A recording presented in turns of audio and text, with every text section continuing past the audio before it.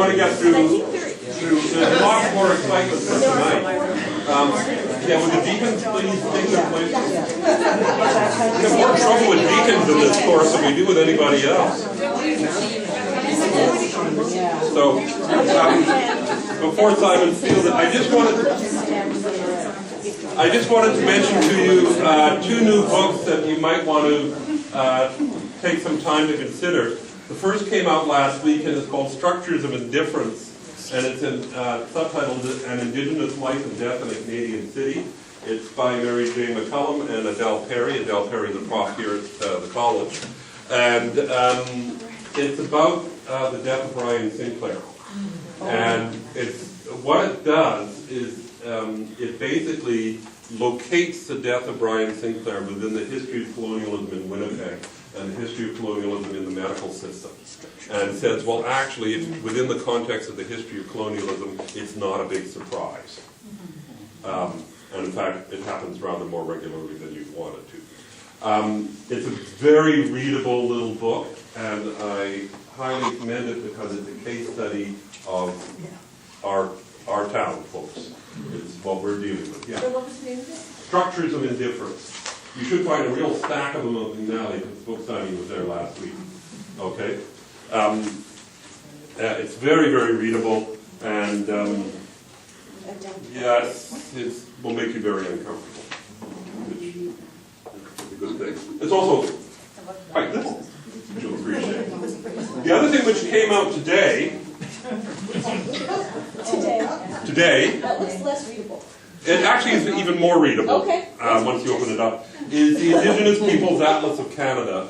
Canadian Geographic has been working with the First Nations organizations, the various First Nations organizations, to produce a First Nation kind of historical geographic atlas of Canada. It's in 4 volumes. 1 volume for the Inuit, 1 volume for First Nations, 1 volume for Métis, and 1 volume for Indigenous Canada. It's not just an atlas despite what it says. It's actually, it looks like an issue of Canadian Geographic with lots of pictures, some fairly good solid text in it, and largely Indigenous authors. Yeah, I like lots of pictures. I can handle that. And largely Indigenous authors. It came out today. I got it through that fine multinational organization referred to as Amazon, and I paid $46 for it. Okay? So, I realize that if you don't buy it through them, you may have to pay more. But I actually thought that was a pretty good deal. So you're welcome to take a look at it afterwards. I haven't started using it because it arrived this afternoon, and I didn't have time to think about it in terms of preparing for tonight. So, although Vince just took a look through part of it. And, well, we're into issues over the Cree, how the Cree are represented in it. So. There we go. So just 2 suggestions for you. There's also, by the way, and if you like, I'll bring it next week, there's another really interesting book that's just come out called Rooster Town. Yeah, which is, everybody's nodding. You know where Grand Park Shopping Centre is? Yeah, that basically was a Métis community until they turned it into a shopping centre. Okay, and Rooster Town was the name of that Métis community, and they've now written a history of it. And so again, it's a good story for us to read because it's about the dispossession of the Métis, the ongoing, continuing dispossession of the Métis in Winnipeg. Okay, so in our home territory, in the lands that we're supposed to understand. Okay, so it's worth taking some time and looking at that. So this one deals with First Nations, the other one deals with Métis. All right, so let's just finish off. We got First Nations obligations to the Crown. So first is cede and surrender all the land. What other obligations are there? Perpetual peace with the nation. Perpetual peace, yeah. In other words, behave yourselves. We promise to behave ourselves. Yeah. No molesting settlers. Yes, no molesting settlers. Okay. What else is there, by the way? Not interfere with property. Yep. So all of those things. Cede, release, surrender, and yield to Her Majesty and successors forever. That's the land, that's the signature clause. Yeah. Yeah. They had to obey Canadian law, That's right. which involves a little bit of giving up of sovereignty, to my way of thinking. It gives up all of your sovereignty if you defend somebody else's laws. Yeah.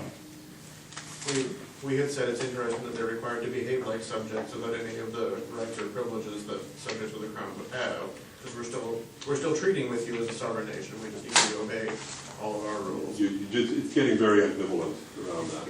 Yeah. I don't actually remember now, since I haven't reread the treaty lately. Is this also got the clause in it about being prepared to fight and defend on behalf of Her Majesty?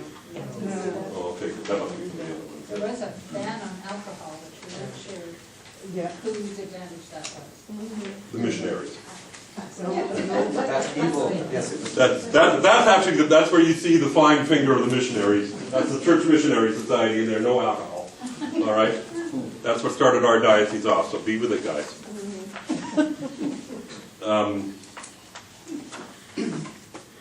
The no alcohol is well, actually that's a relatively neutral one in those circumstances. Okay, what are the Crown obligations to First Nations? Let's start over here with this cluster. Crown obligations? The school? All right, the school on every reserve. You have to note that because, as I said, that's not what happened. 160 acres per family of 5, or prorated? Or prorated, yes. That, of course, becomes highly disputable. I won't get into all of the troubles around the allocations of the land, but yes, okay. $15 per person per year after the census. Yeah. It's $15 per family. Per family, yes, I'm Sorry, yeah. It was originally 12. And then they bumped it up. But it is per year. Yes, because that one's still on the family basis. They quickly changed it to $5 per person. That comes from out of Treaty 3. It's like So July. basically an annual treaty payment. In Okay. like they specified July for Treaty 1 and August for Treaty Yeah, 2. yeah. That's when the payments are made. They still are. Yes, travel time. No, they don't count travel time. Can I just ask a question about the families? Would they have been structured in like a nuclear sort of way at this point? And would that be the average size of a family? No. Okay. That's a good question, though. It is a real problem because it assumes a particular structure of the family, which may or may not have been appropriate, and certainly wouldn't. Well, you see, the problem you get into on the size is, of course, and this is what the treaty is partly counting on, is the epidemics of disease. So, in fact, not many children survive to adulthood.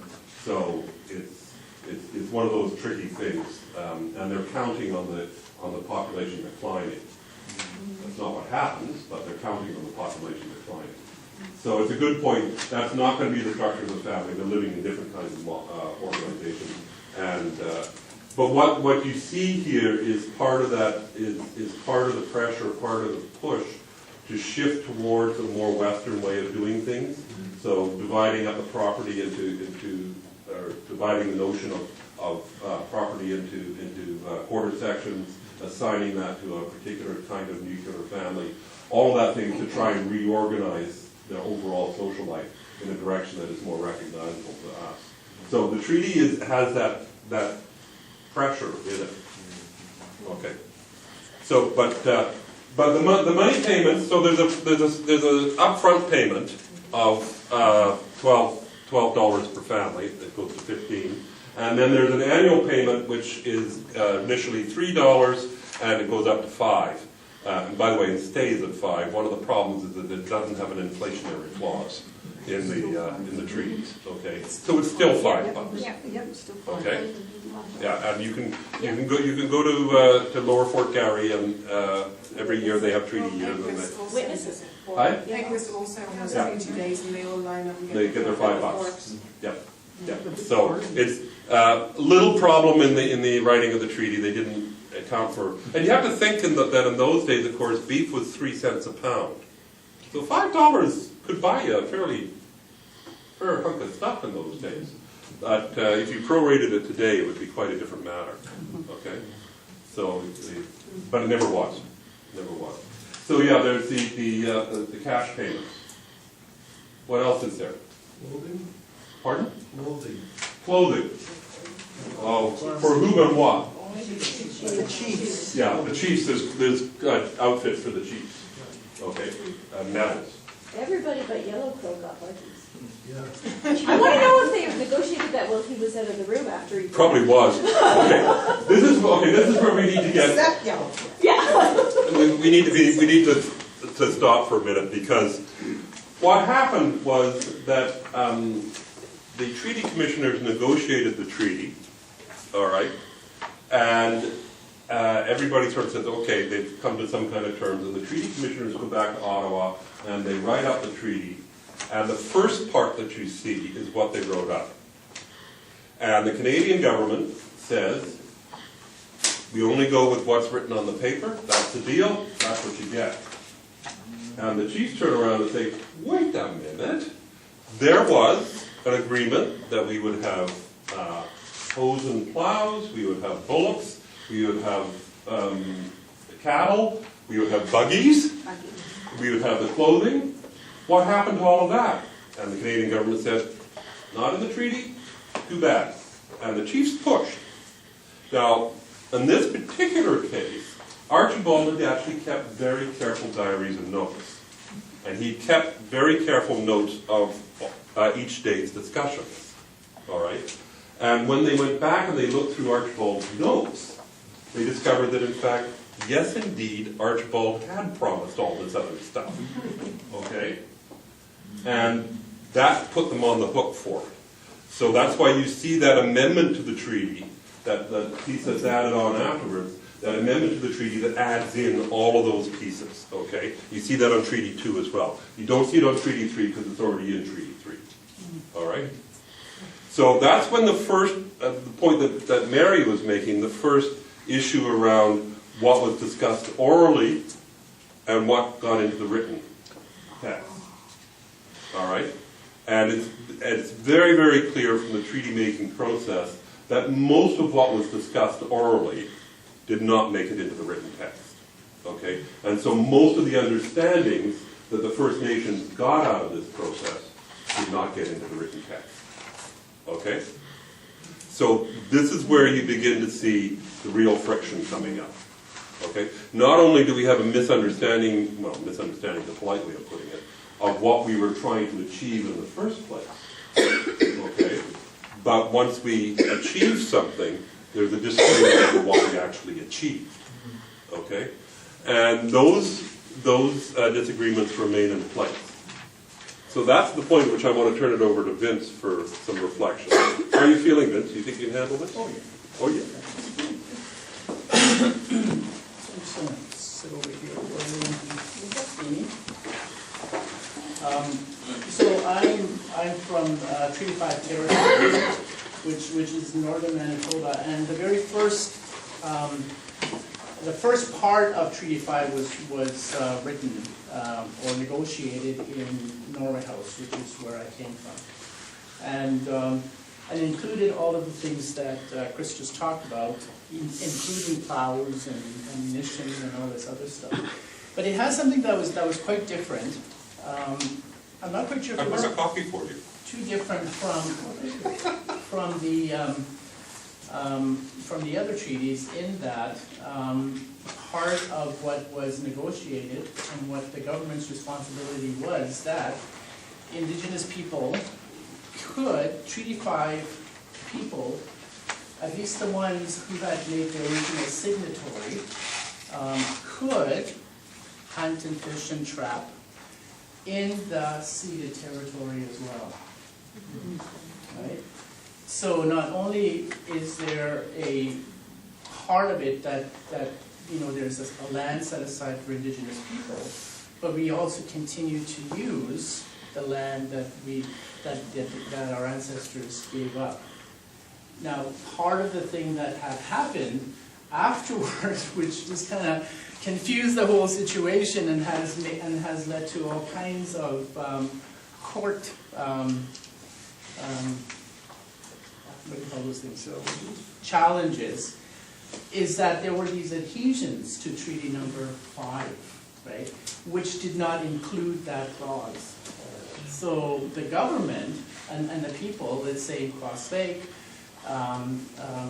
further north, Island Lake in that area, they did not have, the only place that they could hunt, fish, and trap was in their allotted reserve, right? So they could not hunt and fish in the ceded areas. Only Northern House had that bit. And so there's this ongoing debate that was one of the things that was going on. From having lived there, there was also, my grandfather was a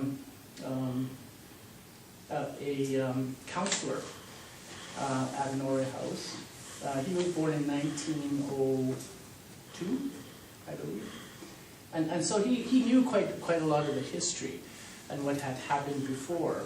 And part of his thing was that the people had always maintained ownership not of the land, right? Ownership not of the land, but ownership of the resources of the land. And so he believed, along with the other people who were the original signatories to the treaty, that everything that was on the land, including the ceded part, which was that they now shared with the Crown and settlers if they wanted to, right? That the trees, the fish, the birds, were all theirs originally, right? And so there's this difference between the produce of the land being the indigenous persons, but not the land itself. So that was one of the other interesting parts that had happened. And the other thing was that, certainly there were some things that were not a part of, especially the adhesions, I would say, was more, like Chris was saying, they were made already, they were packaged, basically. And all the chiefs had to do, well, first they had to get chiefs, right? First they had to make chiefs, and these chiefs that were made by the community did not have, the only reason why they were chief was to sign the piece of paper, right? That didn't give them any power later on, right? So as soon as they signed that piece of paper, that was it, they were done. In some cases, and so there would have been already a headman or a chief, somebody else who didn't, right? Somebody else who was in charge already, right? In some of these places, and so the other thing was that within the treaty making process up north, the government of Canada didn't take into account the ways in which Indigenous people made decisions. There would be a lot of discussion, and certainly the chief wouldn't be the one to say this is what we need to do. It all came from the whole community, and it would take days, if not months, to be able to go through that. And so, because, if you already have a piece of paper that says just sign this, and then you have, these Native people just wanting to discuss this, it becomes something that... It's very annoying. Yes, exactly. And so, but the other thing too was that the government really didn't want to make treaty with the northern tribes, because it wasn't, they figured that their land was worth nothing, really, right? That the most important thing at the time was agriculture. And so if you got the Plains people to sign the treaty, that was the most important thing you could do. So treaties 1, 4, 1, 2, 4, 6, 7. yeah, those ones were the most important ones. And so they would negotiate for those really really well, and they were anxious to get those ones done. But the ones up north, well, you know, what would the government do with a piece of rock, really, right? Unless it's, nothing unless it's shiny. Or the radio. Right? and other things. And so that was another part of what was going on up there. And it took a while for the Indigenous people to get Treaty Number 5 signed and all the adhesions to it. And it took up until 1910, was it the last maybe somewhere around there, 1910, for the other people to sign on to the treaties. There had been all kinds of times, especially with Grand Rapids adhesion to signing Treaty 5. They used to live north of the Saskatchewan River, but the government wanted that piece of land, and for transportation purposes, whatever that meant. And so they wanted the Aboriginal people there to move south of the Saskatchewan River. And they got it by really forest ways. And so they did all kinds of terrible things to make what they wanted happen. And so eventually the government did force them to be able to move to the southern part of the Saskatchewan River. And there's still, to this day, a lot of people will tell you that that was wrong, that really they had pulled a fast one, really. And so they're thinking, you know, is that really legal? And so there's all those kinds of questions that kind of come up and happen all the time. So that's Treaty 5. The other thing that was interesting to me, also coming from the Métis side, my grandmother, Caroline, was a Swanson, and my mother was a Ducharme, and because my grandma Caroline married a Ducharme. Well, first she married a native man. Well, she was a Swanson. Then she married a native man. She became Treaty. Then she married a Métis, and then she stopped being Treaty again. So it's kind of like you're in, you're out kind of thing, right? But her daughter is Treaty, but my parents, my uncles and everyone else wasn't. The scripts that they had, my great-grandfather, James Swanson, his script, actually, it took him about 16 years to finally get the script into his hands, right? And when the script arrived, the Hudson Bay Company was there wanting to buy it. Like, just right there, right? And it was delivered, and the Hudson Bay Company man was literally just there and wanted to get it.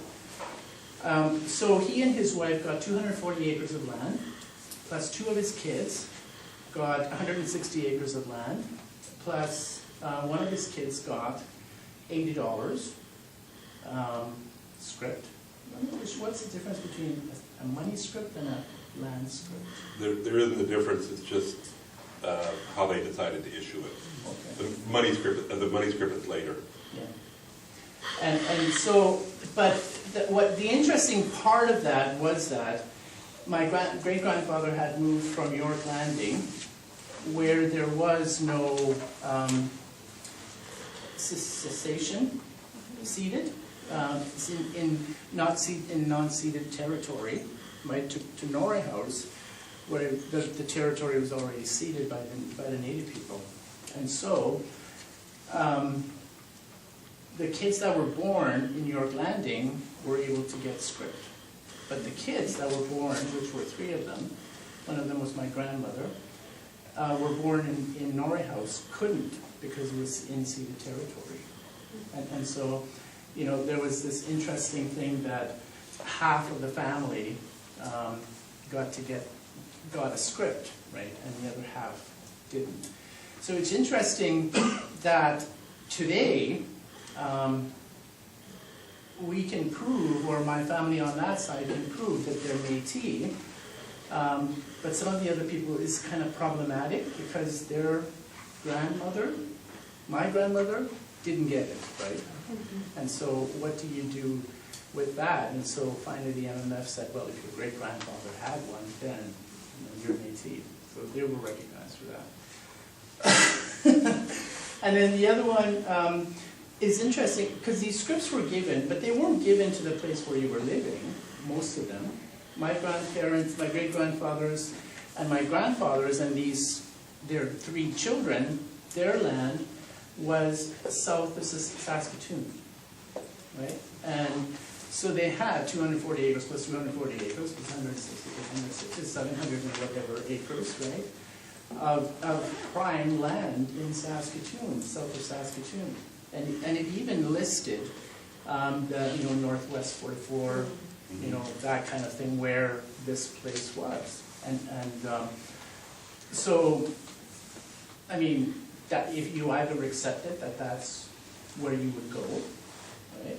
And so my grandparents would have had a chance to be able to move if they wanted to that property, or they could sell it to the Hudson Bay Company. And or these land speculators, and which they would try and get at the lowest possible price. And there's actually a written letter from John Lofthouse, which wasn't he the first bishop of this? Wasn't he? No, He was the second.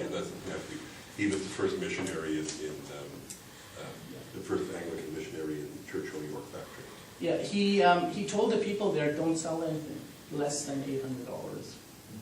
Right? And because they were selling these things for $200, $300, right? And my grandparents, though, my great-grandparents, though, and the other people each received, for the 240 acres in Saskatchewan, got $1,100 For the whole lot? For the whole lot. No, each. Oh, nice. So my great-grandfather and my great-grandmother, and the other ones got, what, 600 or something? The children? Yeah, and so they were, compared to everyone else, they were millionaires, right? Not only that, but they were given, because they worked for the Hudson Bay Company, they were given land, and everybody was moving to Norrie House at that time, because the fur trade was kind of wrapping up and everything was happening. And as well, there was also a good number of Scottish people who had moved into that territory from here, Red River, because they were afraid of the Métis people coming to kill them.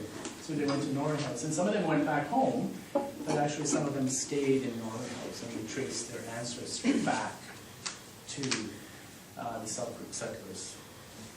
So there are McDonald's, McLeods, those kinds of people, the histories. Lot of names like that there. So that's how they moved. That's why they moved to Norrie House. And anyway, Vince, do you know where the land was? I mean, it would be easy to find out, because it does. would be? It's really laid out as Okay. it's. So it'd be interesting to know what's on there now. Yeah. Sorry, what year was it that they left that one? 19. No. Yes. 1910. Lots of money. Okay, but the Royal Proclamation of 1762 said that it's partly making the rule that only government can buy land. This is Métis script. This isn't First Nations. The land's already ceded. As the great gods and the beaches. Oh, there were many of those. There were many great Crawford juices. See, I think the thing that Vincent is admitting to you is that his folks were basically the Teamsters Union of Northern Manitoba. they ran, to be very proud of it, they ran the transportation routes from York Factory down to Norway House, from Norway House out west along the Saskatchewan River, and then from Norway House down south to Winnipeg. His people ran those routes. My mother's people. We're getting pretty fine. Not my father's people. My father's And where the treaty comes in is as that begins to collapse, and the government wants control over those transportation routes, because those are the major transportation routes.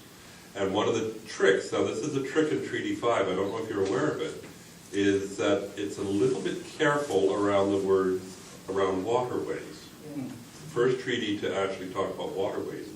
You see, because in Canada, all waterways are automatically controlled by the federal government. All navigable waterways are federal government automatically. So they don't actually cede the waterways because it's already owned by the federal government.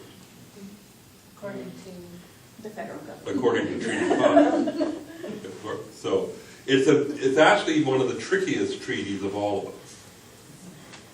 And Vince can be proud of that.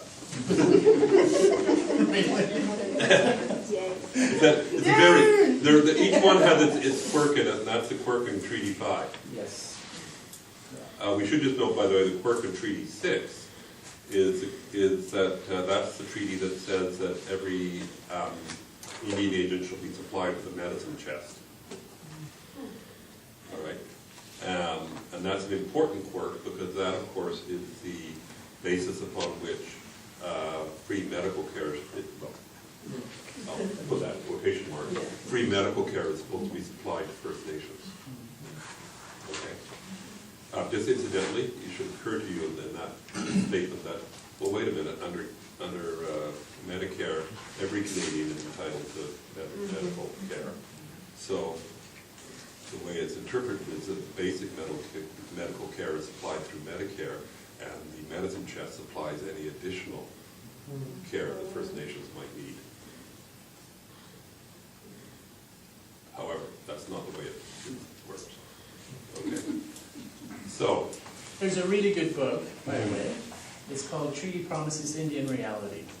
And it talks about those things that Chris just mentioned, and how really what it says on paper is not the reality on reserves, even to this day, and even from the very beginning.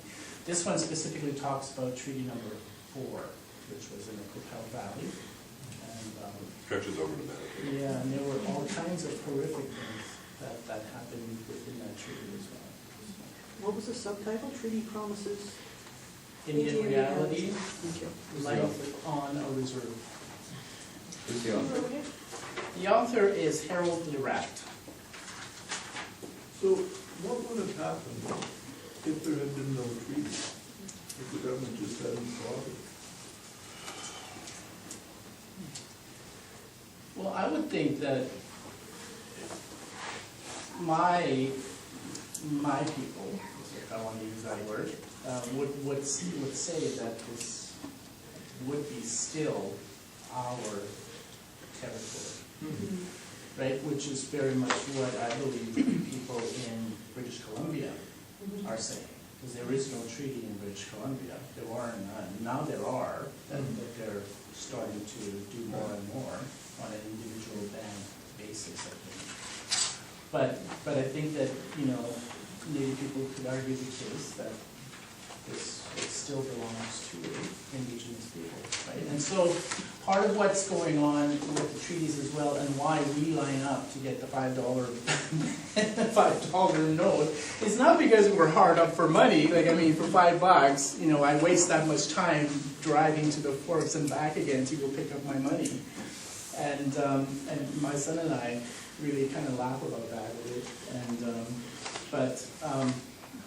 the thing is that it's part of keeping treaty. And we have always been told by my grandparents that when you turn 18, you go, it's your responsibility to the government. and the government's responsibility to you. So there is that treaty entrenchment kind of thing, right? And that we do that. Not to mention that we are not to take up arms to the government. That was the point of Paul was bringing.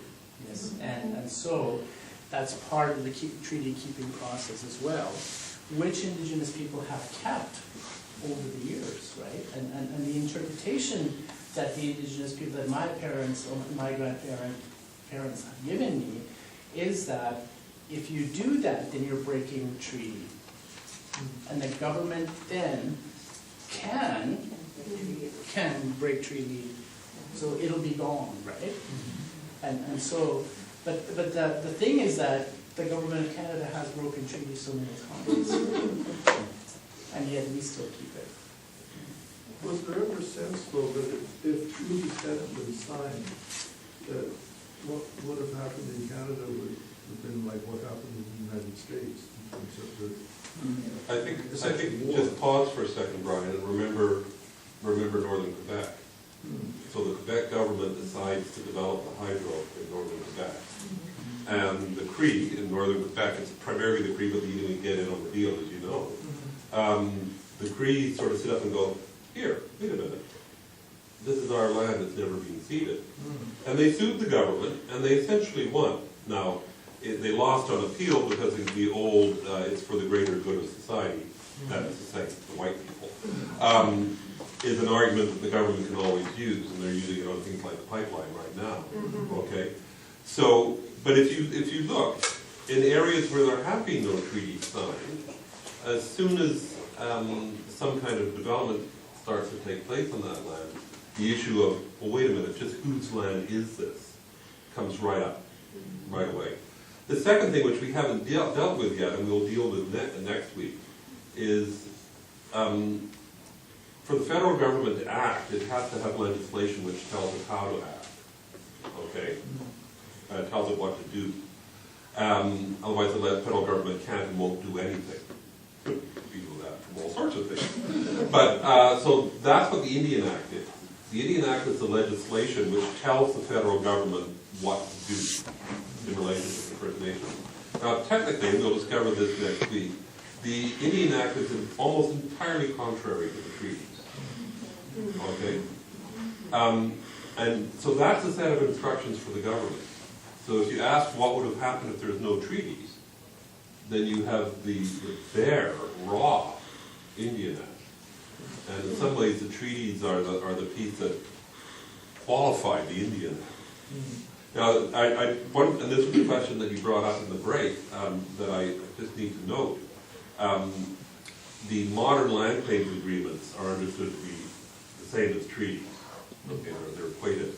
And since we now have a constitution in Canada, all right, as of 1982, some of you might remember it,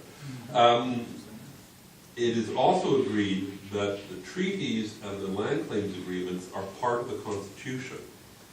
All right, so they're constitutional documents. They're not legislative documents.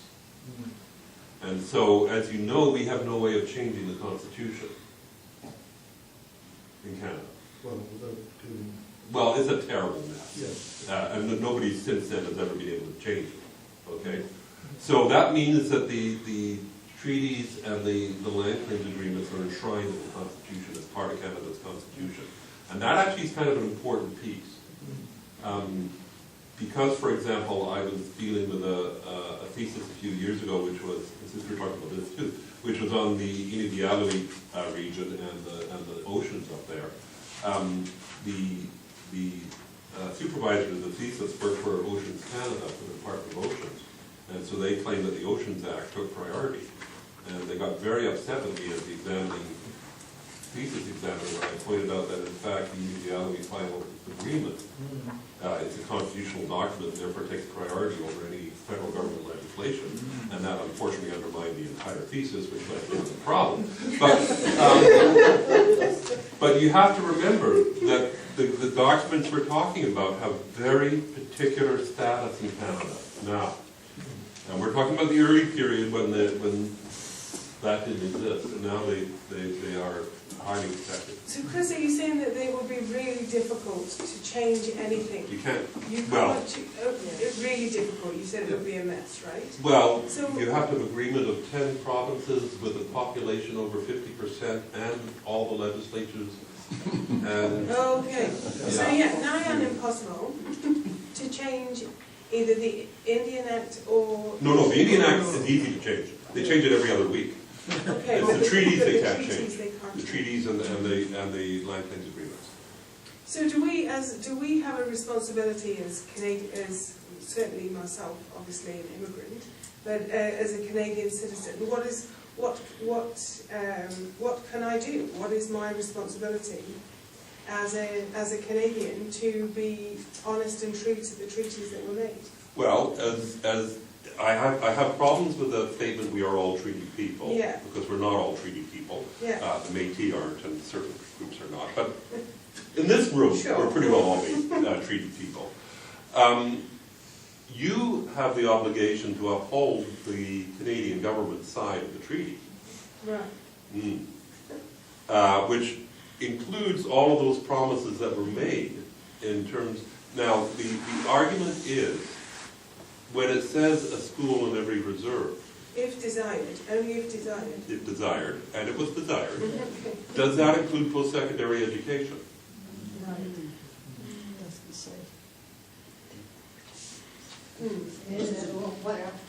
I want an answer. Does that include post-secondary education? Yes. Why not?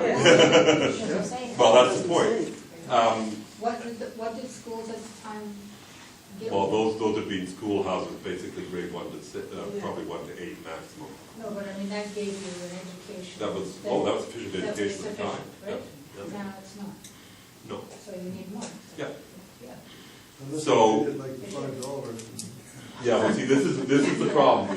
Do you build in inflation? Does the promise in the treaty to provide agricultural equipment, okay, we'll go with the agricultural equipment. Sure.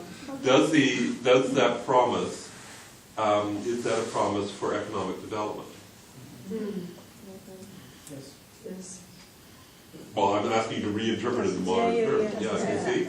So your obligation as a Canadian is to advance and promote that kind of understanding in the government. Sorry, Paul. Well, this is kind of carrying on this conversation because you said that the treaties were enshrined in the Constitution 1982, Well, and the they're Indian trying to Act is 1988. almost always contrary to the treaties.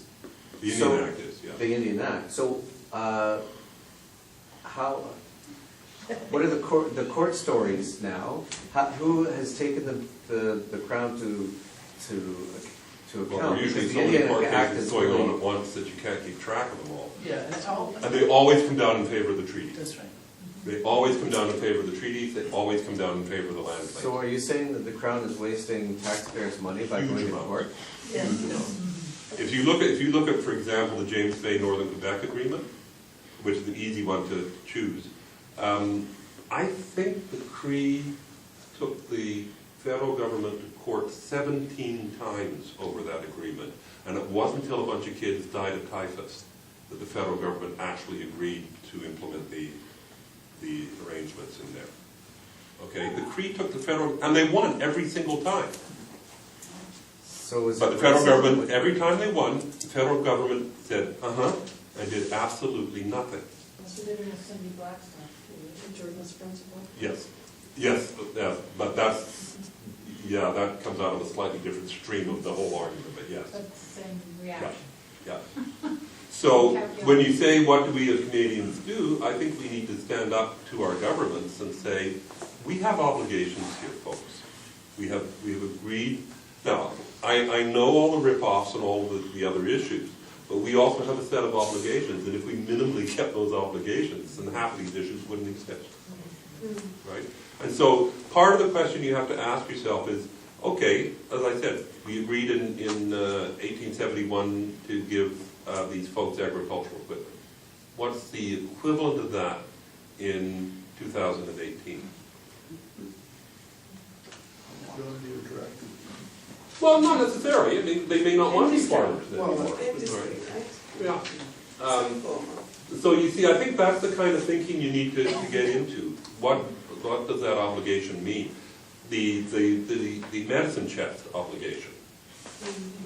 What does that mean in terms of providing health care? Does it mean free eyeglasses? It's not in there. Not a medicine chest, right? No, All no, right. I mean, we don't get. I know I'm teasing. Yeah. But it could, if you interpreted it that way. All right. So there are complications in here in how you think through what your obligations are in these as part of it. And as Vince has said, the First Nations have kept their side of the deal. Kind of, they let go of the land. And that, we know the consequences of that. And they've kept the peace. All right? And in fact, they even We went... know the consequences of that. And in fact, they even took it further. That's why I was asking about the obligation to defend Her Majesty's right. They actually took it on as a serious treaty obligation during the wars to fight on behalf of Canada. More First Nations people proportionally signed up than any other group of people in Canada. Now, that's partly because they were also shit poor and they erased that from the tape. But Some of them sold their ship, no, those were made. Some of them, they gave up Yeah. being native in order to fight for Canada. Oh, right. so there are all sorts of layers in here that I think that in fact your questions will be answered. And it is to look seriously. I face every single day at this college First Nation students who are supposed to be getting their education paid for here. What a battle to get the money. Okay, the universities, this one included, actually have a tiny little internal department whose entire job it is to get the money out of the federal government. We don't have a person dedicated to it here, but we have somebody dedicated to it here. You know, it's ridiculous. So, what are your obligations? Diane? But Chris, given what was in the paper this past weekend about our Prime Minister, Well, and going on the path of his late father, that was really concerning. well, Very concerning. we will